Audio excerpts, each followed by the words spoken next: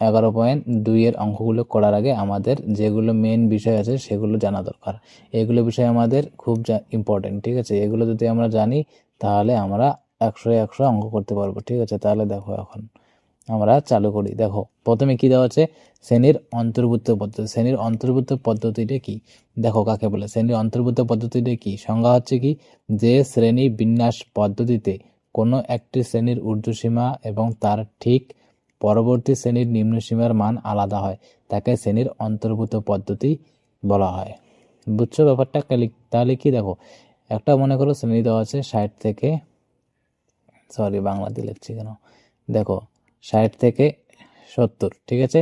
পরের শ্রেণীটা হচ্ছে 71 থেকে 80, এরকম। দেখো তাহলে এরকম যদি তোমার শ্রেণী দেওয়া থাকে, তাহলে দেখো প্রথম শ্রেণীর উচ্চসীমা কত, 70, আর দ্বিতীয় শ্রেণীর নিম্নসীমা হচ্ছে কি 71।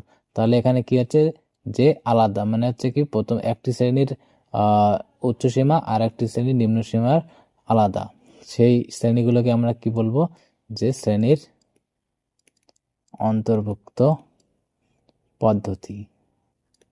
বোঝা গেছে?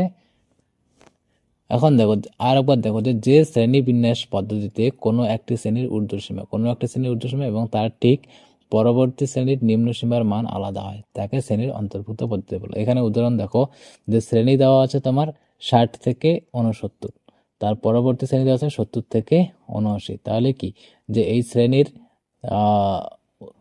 উচ্চসীমা তার পরবর্তী শ্রেণীর নিম্নসীমার মান কি সমান?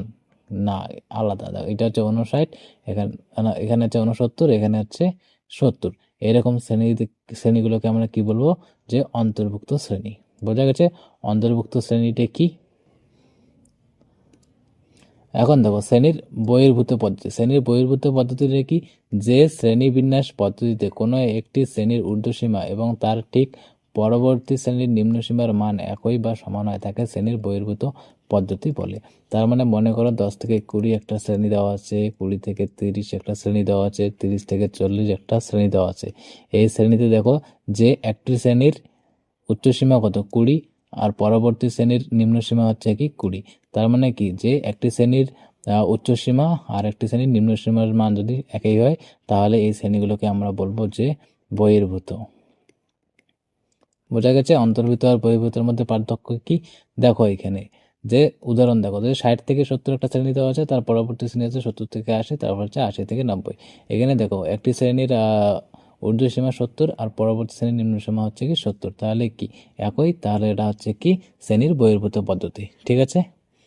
এখন দেখো শ্রেণীর বহির্ভূত পদ্ধতির সঙ্গে কি হবে, যে শ্রেণীর সীমানাটা একই হবে। শ্রেণীর বহির্ভূত পদ্ধতির শ্রেণী যেটা হবে, শ্রেণীর সীমানাটাও একই হবে। তাহলে শ্রেণীর সীমানাটা হবে তোমার 60 থেকে 70, 70 থেকে 80, 80 থেকে 90। বোঝা গেছে? আর এইখানে দেখো, এখানে হচ্ছে যে শ্রেণীর অন্তর্ভুক্ত যে পদ্ধতিটা আছে, সেইটার কিন্তু শ্রেণীর সীমা আর শ্রেণীর সীমানার কিন্তু মধ্যে গ্যাপ থাকে, ঠিক আছে? তাহলে ওটা আমরা নেক্সটে দেখবো যে কীভাবে। দেখো শ্রেণীর সীমানা সংশোধনের পদ্ধতিটা কি হচ্ছে, যে সীমানার রূপান্তরের নিয়ম। এখন দেখো, এখন তোমাদের একটা আমি উদাহরণ দিচ্ছি, যে 10 থেকে 20, 20 থেকে 30, 30 থেকে 40, এই যে এই শ্রেণীটা যে আছে, এই শ্রেণীটা দেখো একটি প্রথম শ্রেণীটির উচ্চসীমা কত, 20, আর দ্বিতীয় শ্রেণীর নিম্নসীমা হচ্ছে 20। তার মানে কি, যে পরবর্তী শ্রেণীর নিম্নসীমা আর উচ্চসীমা কি সমান, তাহলে এটা হচ্ছে কি শ্রেণীর বহির্ভূত পদ্ধতি, ঠিক আছে? এখন শ্রেণীর বহির্ভূত পদ্ধতি থেকে শ্রেণীর সীমানাটা মনে করো শ্রেণীর সীমা। এখন শ্রেণীর সীমা থেকে যদি আমরা শ্রেণীর সীমানা বার করি, তাহলে হচ্ছে একই থাকবে। তাহলে শ্রেণীর সীমানাটা হবে 10 থেকে 20, 20 থেকে 30, 30 থেকে 40, তাহলে একই থাকবে। এইখানে কিন্তু শ্রেণীর সীমানার কোনো রূপান্তর হবে না, ঠিক আছে? বোঝা গেছে? এখন তাহলে রূপান্তর কোন সময় হবে? রূপান্তর হবে তোমার যদি থাকতো যে 10 থেকে 20, তারপর থাকবে 21 থেকে 30, 31 থেকে 40, 41 থেকে 50, এইরকম যদি থাকে, তাহলে দেখো এখানে প্রথম শ্রেণীর উচ্চসীমা 20, দ্বিতীয় শ্রেণীর নিম্নসীমা হচ্ছে 21। তার মানে হচ্ছে কি, যে একটি শ্রেণীর উচ্চসীমা আর পরবর্তী শ্রেণীর নিম্নসীমার মান একই না, আলাদা। তাহলে আমাদের এইটা হচ্ছে কি শ্রেণীর অন্তর বা শ্রেণীর সীমা। তো এইটা থেকে আমরা যদি যে শ্রেণীর সীমানাটা বার করি তাহলে কি করতে হবে, তার নিয়মটা দেখো। এইখান থেকে আমাদের শ্রেণীর সীমানার নিয়মটা দেখো। দেখো, প্রথম শ্রেণীর ঊর্ধ্বসীমা ও পরের শ্রেণীর নিম্ন সীমার পার্থক্য যদি ডি বের করি, দেখো এখানে কি দেওয়া আছে যে 60 থেকে 69, 70 থেকে 79, 80 থেকে 89, ঠিক আছে। তাহলে কি করব, যে প্রথম শ্রেণীর ঊর্ধ্বসীমা কত, যে 69, এবং পরের শ্রেণীর নিম্ন সীমা কত, 70, এর কি পার্থক্য বের করবো। যেমন আছে 70 থেকে 69 বাদ দিলে 1। এখন কি করব, যে এই পার্থক্যের অর্ধেক বা সংশোধন মান নির্ণয় করি। অর্ধেক বা সংশোধন মান কত, যে 1 বার হচ্ছে, দেখো 70 থেকে যদি আমরা 69 বিয়োগ করি তাহলে 1 যদি অর্ধেক করি তাহলে হবে আমাদের 0.5, বোঝা গেছে। এখন কি করব, যে প্রতিটি শ্রেণীর নিম্ন সীমা থেকে 0.5 বিয়োগ করব। এখন এগুলো যে শ্রেণী আছে, এগুলো থেকে আমরা কি করব, 0.5 বিয়োগ করব এবং প্রতিটি শ্রেণীর ঊর্ধ্ব সীমার সাথে 0.5 যোগ করব, বোঝা গেছে। দেখো ক্লিয়ার করি একবার, দেখো ভালো করে বোঝো। যে একটি শ্রেণী আছে 20 থেকে 30, 31 থেকে 40, 41 থেকে 50, এইটা কি আছে, তোমার শ্রেণীর সীমা আছে। এখান থেকে আমরা শ্রেণীর সীমানা বের করবো। তাহলে কি করব, যে প্রথম শ্রেণীর উচ্চ সীমা কত, 30, আর দ্বিতীয় শ্রেণীর নিম্ন সীমা কত, 31, তাহলে আলাদা। তাহলে আমরা কি করব, এই দুইটার মধ্যে পার্থক্য বার করব। তাহলে 30 থেকে 31-এর পার্থক্য বার করব।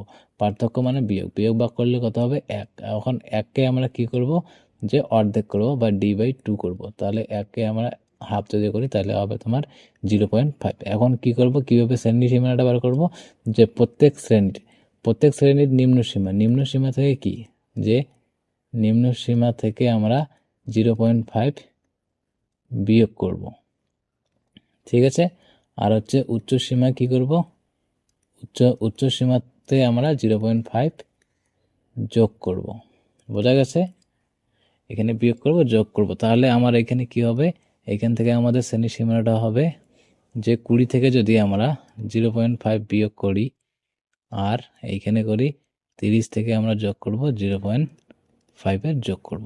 এটা হলো কি শ্রেণীর সীমানা। তাহলে এটা হবে হচ্ছে 19.5 থেকে এটা হবে 30.5। তাহলে এটা কি বার হইল, যে প্রথম শ্রেণীর সীমানা, বোঝা গেছে। কিভাবে শ্রেণীর সীমানা বের করবো, এইটা শুধু তোমার শ্রেণীর বহির্ভূত পদ্ধতিতে কাজে লাগবে, ঠিক আছে, বোঝা গেছে। যে শ্রেণীর সীমানার সংশোধন কিভাবে করলাম। এখন চলো নেক্সট, এখন দেখবো আয়তলেখ অঙ্কন করার নিয়ম। আয়তলেখ অঙ্কন কিভাবে করব। প্রথমে কি বলছে, যে প্রথমে অক্ষ নির্বাচন, গ্রাফ পেপারে পরস্পর লম্ব এক্স অক্ষ আর ওয়াই অক্ষ অঙ্কন করব। তাহলে আমরা কি করব, এখন গ্রাফ পেপারে কি করব, এক্স অক্ষ আর ওয়াই অক্ষ নির্বাচন করব।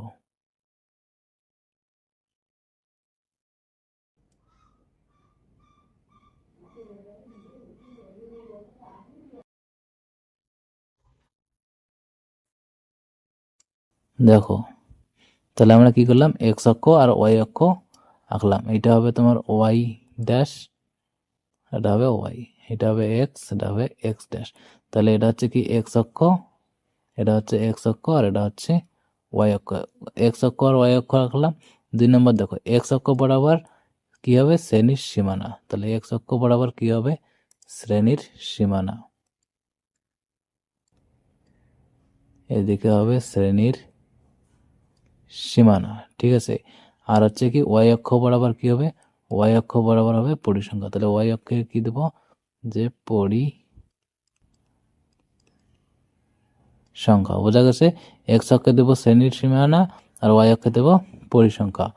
এখন দেখব 3 নম্বর হইল।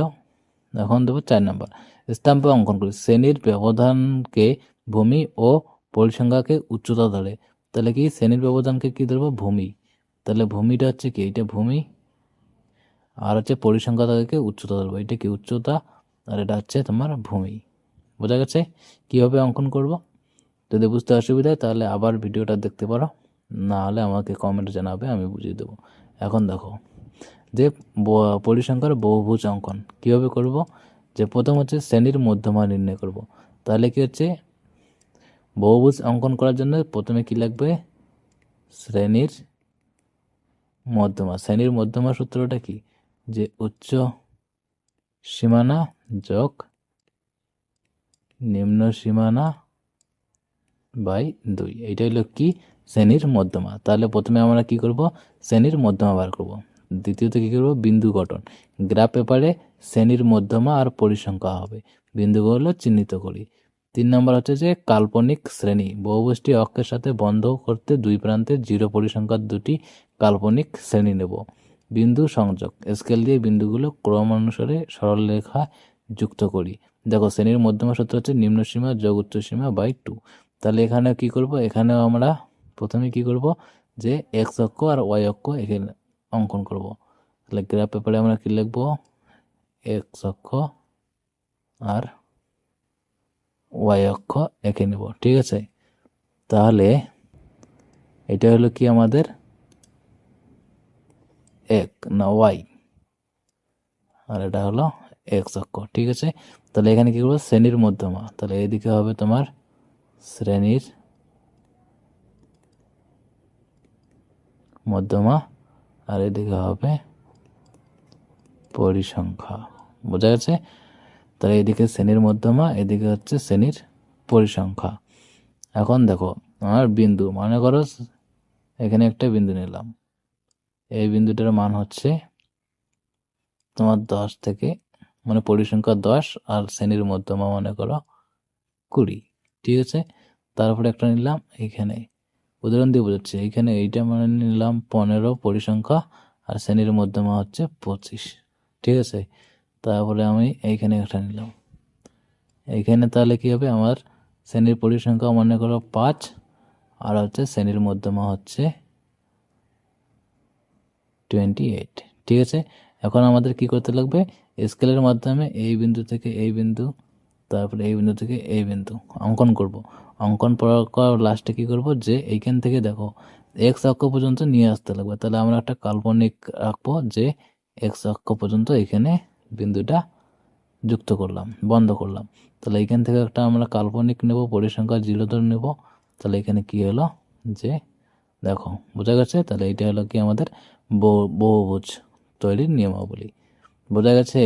যদি বুঝতে অসুবিধা হয় তাহলে অবশ্যই কমেন্টে জানাবে, আমরা নেক্সট ভিডিওতে অঙ্ক চালু করব। So thank you.